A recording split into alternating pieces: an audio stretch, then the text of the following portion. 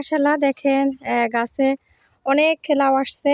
এই যে দেখেন, এই যে এখানে কিন্তু আরো ছোট ছোট অনেক অনেক লাউ আসছে। এই যে লাউ আসছে, আর এই গাছ থেকে অনেক লাউ খাওয়াও হয়েছে।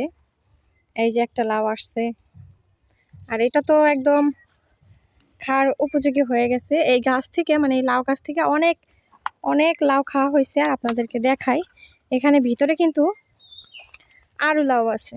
এই যে দেখেন, মাশাআল্লাহ মাশাআল্লাহ। আসলে গাছের লাউ বলেন, সবজি বলেন, তারপরে হচ্ছে তো এগুলো খাওয়ার মজা আলাদা। এখানে কিন্তু আরও কিছু গাছ আছে, আপনাদেরকে দেখাই।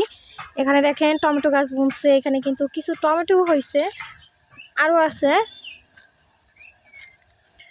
এই দেখেন, এই যে এখানে তো আমার আব্বুর গাছের এই যে ছোট ছোট টমেটোগুলো হয়েছে, তো এগুলো পাকলে আপনাদের সাথে শেয়ার করব। তো অনেকের হয়তো অনেক বিশাল বিশাল জমি আছে, অনেক বিশাল করে হচ্ছে সবজি বাগান করছেন, কিন্তু আল্লাহ রহমতে মাশাআল্লাহ যতটুকু আছে এইটুকুর ভিতরে যদি আসলে চাষাবাদ করা যায় তাহলে কিন্তু অনেক অনেক ভালো হয়। আর এদিকে হচ্ছে বেগুন গাছ আছে, সিম গাছ আছে।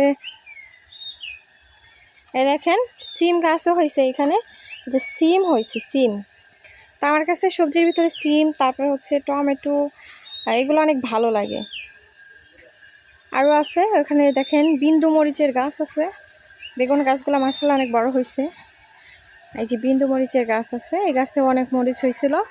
আর এই দেখেন এখানে কিন্তু লাউ আছে একটা, আরও দেখাইতেছি আপনাদের। এই দেখেন এই বেগুন গাছে কিন্তু একটা বেগুনও হয়েছে। আর এই যে আমার ছেলে খেলাধুলা করতেছে।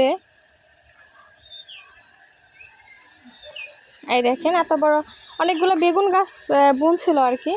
বেগুন গাছ বোনার পরে মাশাআল্লাহ ফলন আসছে। এই যে দেখেন বেগুনটা কিন্তু এই যে খাওয়ার উপযোগী হয়েছে, এটা কিন্তু আসলে খাওয়ার উপযোগী হয়েছে। এটা ছিঁড়াই যায় তো ছিঁড়লাম, ছিল না কেন?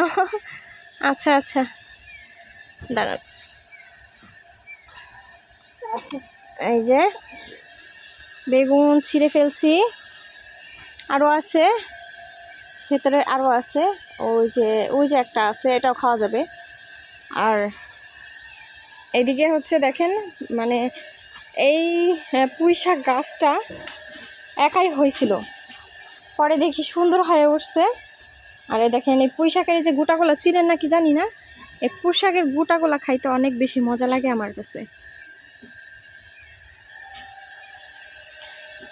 তো ভিডিওটা আজকে এই পর্যন্তই। ভালো লাগলে অবশ্যই চ্যানেলটাকে সাবস্ক্রাইব করে দিবেন আর সাথে পাশেই থাকবেন। তো আল্লাহ হাফেজ সবাইকে।